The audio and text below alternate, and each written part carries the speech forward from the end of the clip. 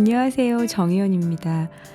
예, 저희 일주일에 한 번씩 업로드 되잖아요. 화요일마다. 그런데 오늘은 갑자기 그 일주일 기다리기가 참 길다는 생각이 들었어요. 저는 그런데 어쩌면 혹시 여러분들도 그러지 않으실까라는 생각이 퍼뜩 들어서요. 그렇다면 중간에 한번 깜짝 등장하는 게 어떨까? 네, 그래서 오늘 낭만서점에 또 왔습니다. 오늘은 봄에 나온 제 책이죠. 말하자면 좋은 사람에 수록되어 있는 작품 중에 하나를 읽어드릴까 해요. 날씨가 정말 요즘 너무 많이 덥잖아요. 그래서 추운 겨울을 지금 생각해보면 어떨까 해서요. 또다시 크리스마스라는 작품을 골라봤습니다. 한여름에 듣는 크리스마스 이야기. 여러분께 어떨지 모르겠습니다.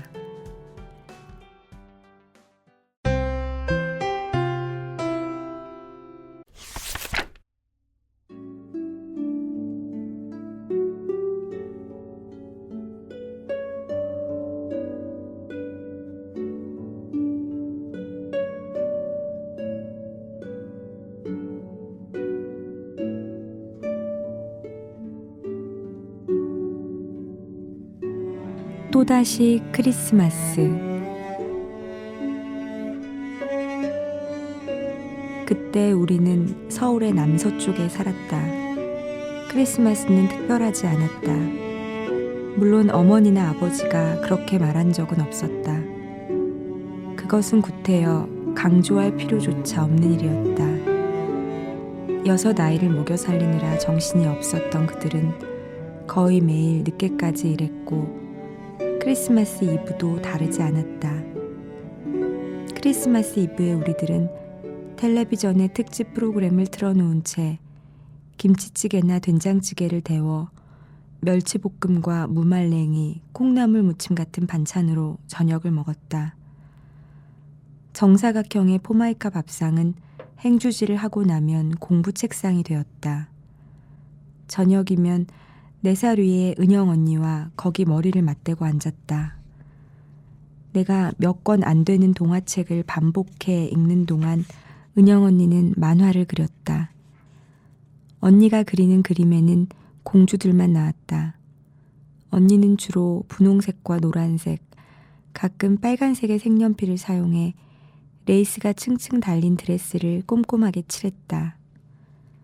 기분이 좋으면 가위로 공주 자매들 중 하나를 오려 내게 주기도 했다. 가장 예쁘게 생긴 공주는 자기가 가졌다. 나는 그것이 당연하다고 생각했다. 금색과 은색이 들어있는 색연필 세트가 있다면 더 예쁜 공주를 그릴 수 있을 텐데 언니는 아쉬워했지만 자주 그런 것은 아니었다. 불가능한 것을 일찌감치 단념하는데 우리는 모두 익숙해져 있었다. 산타가 큰 양말 속에 선물을 두고 간다는 사실은 알고 있었다. 집에서 가장 큰 양말은 아버지의 것이었는데 오래 신어 발바닥 부분이 날깃날깃 다른 그 양말 속에 선물 상자가 들어있는 모습이 상상되지 않았다. 그렇지만 잠들기 전에 조금쯤 두근두근하지 않았다면 거짓말이다. 자고 일어나서 머리맡에 선물이 있었던 기억은 없다. 적어도 그 집에 사는 동안은 그랬다. 선물을 받은 아이는 막내 준이만이 유일했다. 부모가 나머지 아이들보다 준이를 특별히 더 사랑해서였다고는 생각하지 않는다. 그들은 그것이 나름의 공정한 방법이라고 믿었을 것이다. 준이만이 둘 사이에서 태어난 아이이기 때문에? 아니다. 그 애가 가장 어렸고 그 애만이 아팠기 때문이다. 서툰 솜씨의 포장을 벗기자 털실 재질의 장갑과 목도리가 나왔다. 한 점의 티끌도 섞이지 않은 완전 무결한 하얀색이었다. 은영 언니가 준이의 손에 장갑을 끼우고 목도리를 칭칭 둘러주었다. 준이가 좋은지 입을 크게 벌리고 벙싯거렸다. 준이는 새 돌이 지났지만 걷지 못했다. 할 수 있는 말도 몇 마디 없었다. 그 애가 장갑과 목도리로 무장하고 집 밖에 나갈 일은 그 겨울 내내 한 번도 없을 것 같았다. 크리스마스는 부모에게는 모처럼의 휴일이었다. 그들은 늦게까지 잤다. 은영 언니가 멸치 우린물에 감자를 썰어 넣어 국을 끓였다. 밥상에는 어제와 같은 반찬들과 6개의 계란 프라이가 올라왔다. 크리스마스잖아.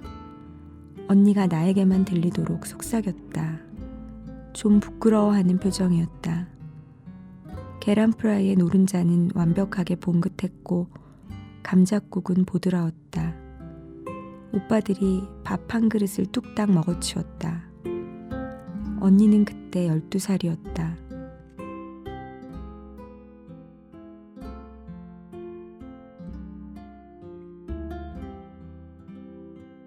그 후로 오랫동안 예기치 못한 곳에서 계란 프라이를 먹게 될 때면 나는 그날을 떠올렸다. 텔레비전의 성탄 특선 영화는 나홀로 집에였다. 우와, 개봉한 지 얼마 안 된 건데. 큰오빠가 말했다. 둘도 없는 행운이라는 투였다. 크나큰 행운만큼 기쁜 크리스마스 선물은 없었다. 우리들은 옹기종기 모여 앉아 그 영화를 보았다.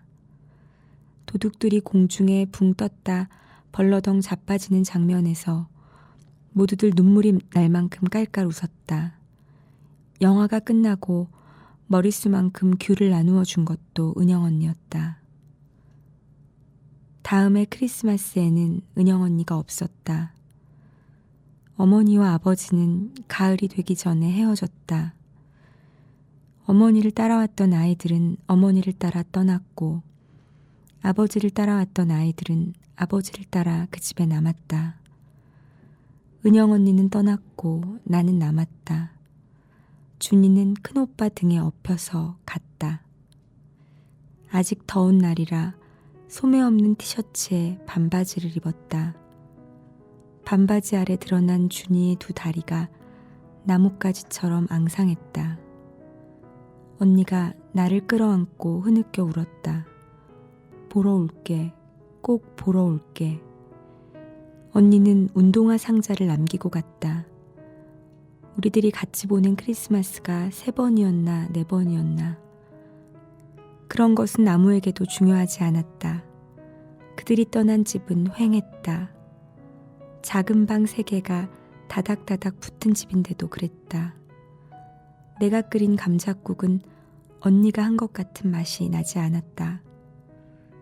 언니가 두고 간 운동화 상자에는 공주 종이 인형들이 수북했다. 언니가 그린 공주들은 하나같이 어깨에 닿는 구불구불한 머리칼에 리본을 달고 있었다. 쌍둥이처럼 닮은 꼴이었다. 다 합치면 백쌍둥이는 될 것 같았다. 백쌍의 자매들이 모두 다 함께 있으라고 나는 종이 인형들을 상자에 도로 담아 서랍 깊이 집어넣었다. 김치를 가져다 주러 온 친척 아주머니는 애들만 불쌍하지라고 혀를 찼다. 또 다른 친척 아주머니는 차라리 잘된 일이라고 말했다.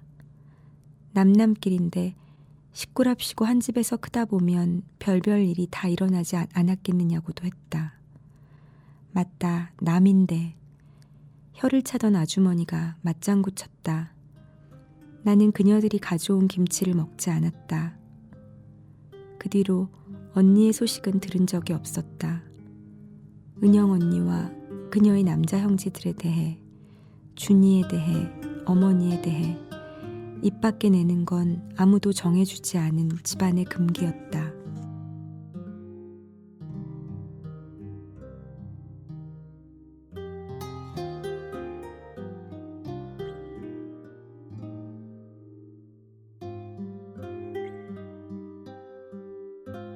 아버지는 얼마 뒤 한 번 더 결혼을 했다. 아이 없이 이혼했다는 아버지보다 10살 젊은 여자였는데 우리 집에 6개월쯤 있다 갔다. 내가 어떻게 해도 애들이 마음을 열지 않아요. 나 나쁜 사람 아닌데.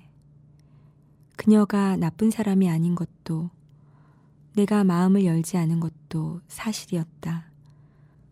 살다 보면 누구의 잘못이랄 수도 없는 일들이 일어난다. 아버지도 알았겠지만 아무 말도 하지 않았다. 다만 그는 이따금씩 깊은 한숨을 내쉬었고 술을 자주 마셨다. 지나고 보면 20년은 어마어마하게 긴 시간이 아니다. 그동안 아버지의 건강을 서서히 파괴해 나간 것이 한숨이었을까, 술이었을까. 간암 말기 판정을 받은 아버지는 서울 북동쪽의 대학병원에 입원했다. 20년 사이 우리는 이 도시의 끝과 끝으로 이사를 했다. 아버지는 채 두어 달을 버티지 못하고 눈을 감았다. 성긴 눈발이 희끗희끗 날리는 날이었다.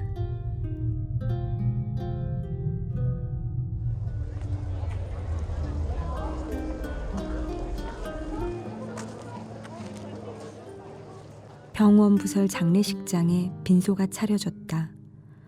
소박한 빈소였다. 상주 이름을 올리는데 오빠가 머뭇거렸다. 왜? 라고 하려다 말고 나는 말을 멈추었다.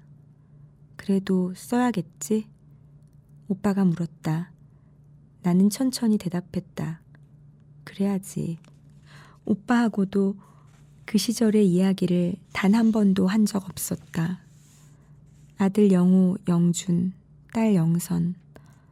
단 1초도 망설이지 않은 사람처럼 오빠가 쓱쓱 그렇게 썼다. 조문객은 많지 않았다.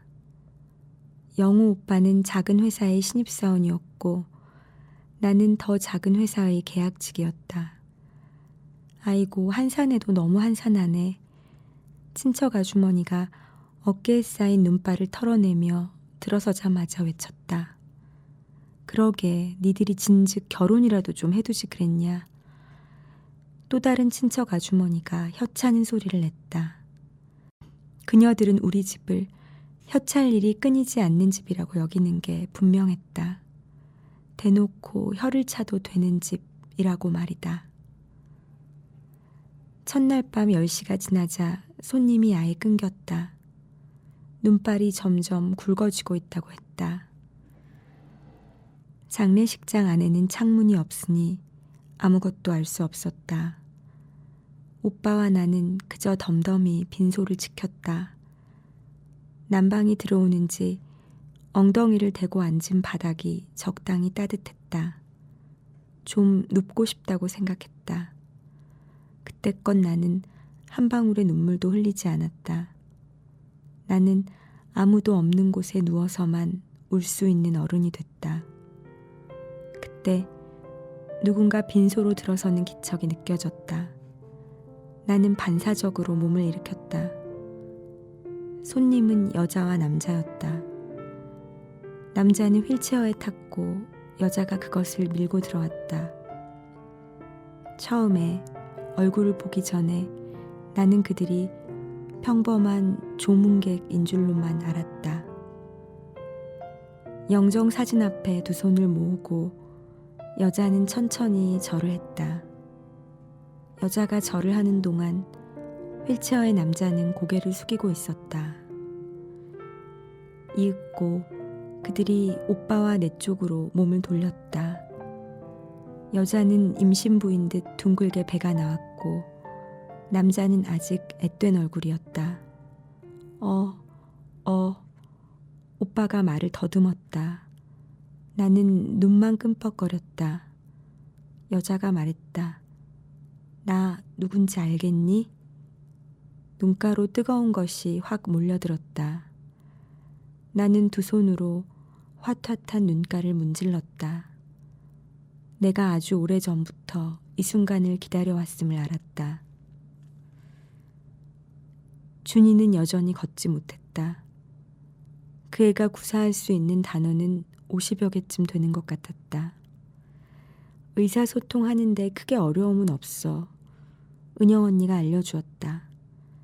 언니는 병에 든 사이다를 종이컵에 따라 준이의 손에 쥐어주었다. 접객실엔 우리 넷뿐이었다. 미안해. 언니가 사과했다. 그렇게 말할 때 언니는 내 눈과 마주치지 못했다. 꼭 한번 보러 오려고 했었는데 언니는 마지막 약속을 잊지 않고 있었다. 내 시선이 잠시 그녀의 배에 머물렀다. 그녀가 둥그런 배에 한 손을 가져다 대며 쑥스럽게 미소 지었다. 3개월쯤 남았어. 아기 낳으면 보러 와. 봄에. 나는 조심스레 고개를 끄덕였다. 나는 준이가 남긴 사이다를 한 모금 마셨다. 미지근한 액체가 흘러들어갔는데 이상하게 속이 뜨뜻해졌다. 요즘도 공주를 그리느냐고, 이제는 금빛과 은빛 색연필을 샀느냐고 묻지 못했다. 언니처럼 계란 프라이의 노른자를 예쁘게 만드는 사람은 보지 못했다고. 언니의 공주들이 아직도 서랍 속에 들어있다고 고백하지 못했다. 은영 언니와 오빠와 내가 준이를 부축하여 휠체어에 앉혔다. 준이가 언젠가와 똑같은 표정으로 입을 크게 벌리고 웃었다. 장례식장에 들어온 후 처음으로 나는 지상으로 올라갔다. 캄캄한 세상에 눈이 펑펑 내리고 있었다. 길이 미끄러울 텐데 현관 앞에서 나는 겨우 말했다. 괜찮아. 언니가 대답했다. 조금만 걸으면 지하철역인데 뭐 막차 충분히 탈 수 있어. 준이의 휠체어를 굴리며 은영 언니가 눈 속으로 나아갔다. 그들이 보이지 않을 때까지 나는 그 자리에 서 있었다. 마침내 그들이 시야에서 사라졌을 때 나는 약간 주춤거리며 허공을 향해 손을 내밀었다. 눈송이가 하나, 둘, 셋, 넷 메마른 손바닥 위에 툭, 툭, 툭, 툭 떨어졌다. 금방 크리스마스네. 새삼 깨달았다는 듯 나는 입속으로 가만히 중얼거렸다.